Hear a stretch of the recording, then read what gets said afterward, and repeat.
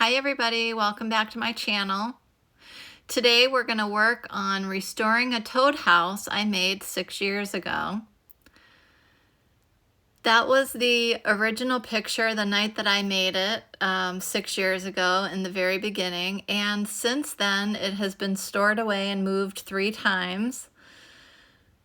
So for having had it packed up in the garage in bubble wrap and plastic and tape and moving it in a U-Haul 3 separate times, it's done pretty well considering it is air dry clay. I wanted to add Sculpey clay to this, and then I realized I could not do that because the jar inside that I made this out of is actually plastic. So it would have melted or let off maybe noxious fumes. So I do have to get out the air dry clay and try to add to this. As you can see, there are cracks everywhere, and my door frame, step, and faux windows have fallen off. And a chunk of the cap of the mushroom has been chipped off, but I do like that part, so I will leave that as a design element. This mushroom stayed intact, as did all the little ones. And then I also have 2 lily pad steps that I made, and one broke into 3 pieces, but I was able to save it without adding on extra clay.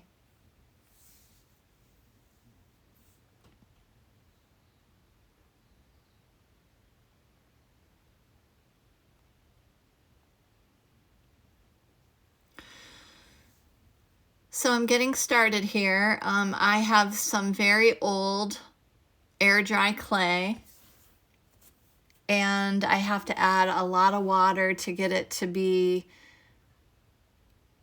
soft again. It's just this Crayola air dry clay. It's probably 10 years old. And I'm just kind of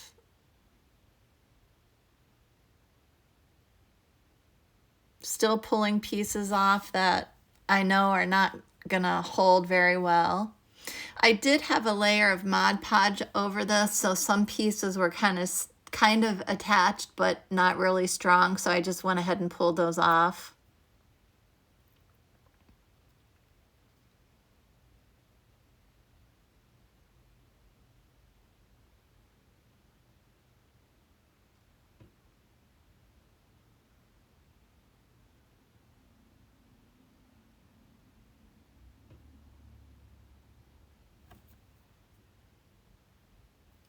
This project and saving this was a lot more work than I originally thought, and took 5 days with the drying in between and some other steps that I did that were unnecessary, that only had to be redone. It took 5 days. So needless to say, I think it turned out cute, but I'm glad to be done with this project so I can move on to something else.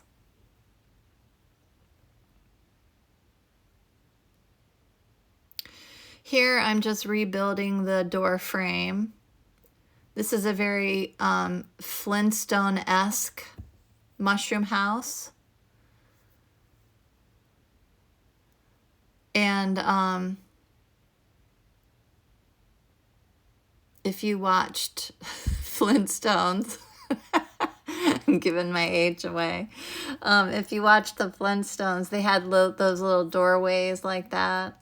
So that must be where I got the idea. I don't know.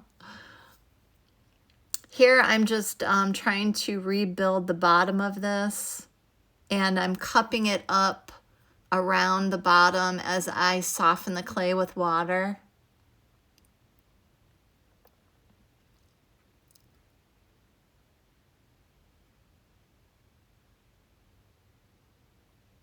This takes quite some time, but I edited that footage out because it's redundant. Here I'm pressing it against the table to make a flat bottom so it sits flat. I'm just adding some water to various dry areas to see if I can smooth some of that over, some of the areas that I don't care for.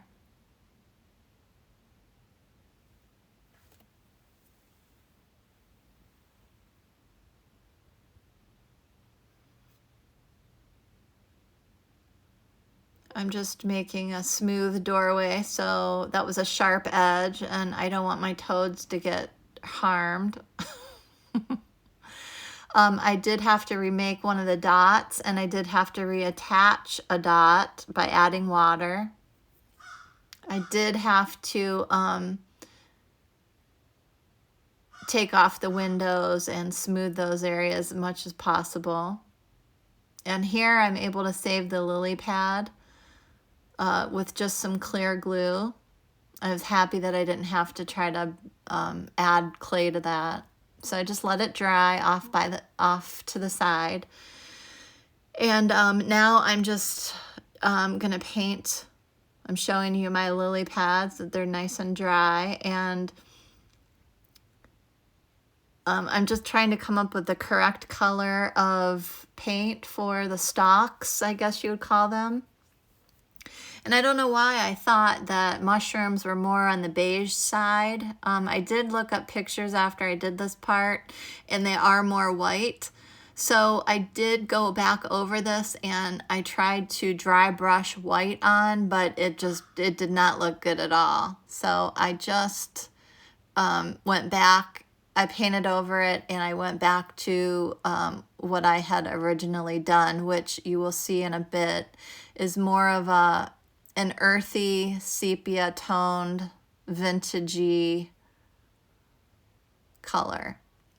Here what I'm doing is taking a clear gel dollar store glue, and I'm just coating the lily pads on top. I was going to cover this with resin to waterproof it, but my resin was no good, so I just opted to use clear glue on some of the pieces and Mod Podge on other pieces. I've decided that this is not going to be near water. I like the matte color better, but because it's going to be outside in the humidity, I do have to use the clear glue. I was just showing you the difference there. I'm going to put this, you'll see at the end some still photos. I'm going to put this in a fairy garden, make a fairy garden out of it. I have some other elements. I have a little gnome. I have a wishing well. I have a little mailbox and things like that that I've had in various plants. And you'll see at the end in still photos what I'm going to do with it. This is a step that I could have skipped. It was great on the bottom half, which was never really coated or painted. But when I put it on the paint, it dried, day 3, it dried cloudy, and it left white, like a white film on top of the red. You'll see. The bottom is pulling away. When it was finally dry, there was a large crack, and I just wasn't going to go back over this with any more clay and wait 2 more days for it to dry. So we're going to work with it as is. I'm showing you here how the clear gesso dried cloudy. So just be aware of that. If you are going to use clear gesso over a color, you will see it.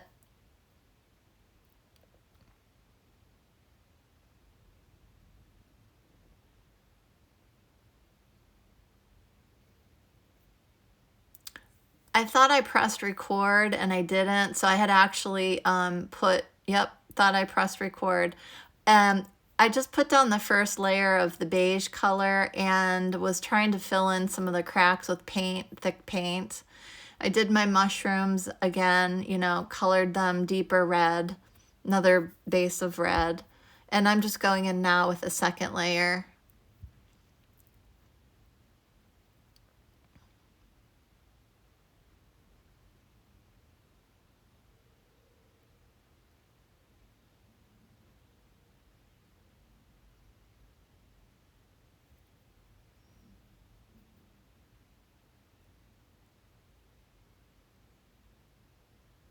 This is a Posca pen I thought would work much better for the dots on top of the mushrooms instead of trying to manage a tiny dot with a paintbrush and paint. And it came out really well. I wasn't sure. I thought maybe this was too many dots, but I did look up a few pictures afterwards, and some of them do have a lot of dots on them, so it's appropriate, I guess. They look okay. And then there are a few mushrooms that only have just a few in the center, so I have both. Here I'm just adding a sepia high flow acrylic to the beige, and I'm wiping it off. I also allowed some distress ink from the bottle to run into the creases and crevices of the cap up at the top, and then I wiped away the excess to get them to flow, to get that brown to kind of flow into those creases. And I like that effect better than trying to paint it with a paintbrush. So I've decided I'm not gonna waterproof this. I will just create a water resist with Mod Podge and clear glue, which I edit out. You don't need to really see that.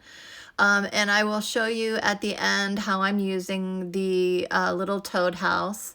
I'm gonna put it in a little fairy garden and possibly buy some faux succulents and put those around, make everything in the planter fake so no water gets in contact with anything. And I think it'll be fine. But at this point, I just really wanted to be done with this. It took 5 days to get this where I wanted it, and I think it's, you know, time to be done with it and move on to something else. I'm happy with my little mushrooms. A couple of them do go up against the little house. That's why they're flat on the back. And then my little lily pads. Very happy with that. Okay, so we're done. I'm gonna put it in this little planter that's made for succulents with my little gnome guy. And there's a little wishing well in the back. And then I have a gnome that holds a sign that says Gnome, Sweet Gnome. Okay, guys, thanks for watching. Have a great day.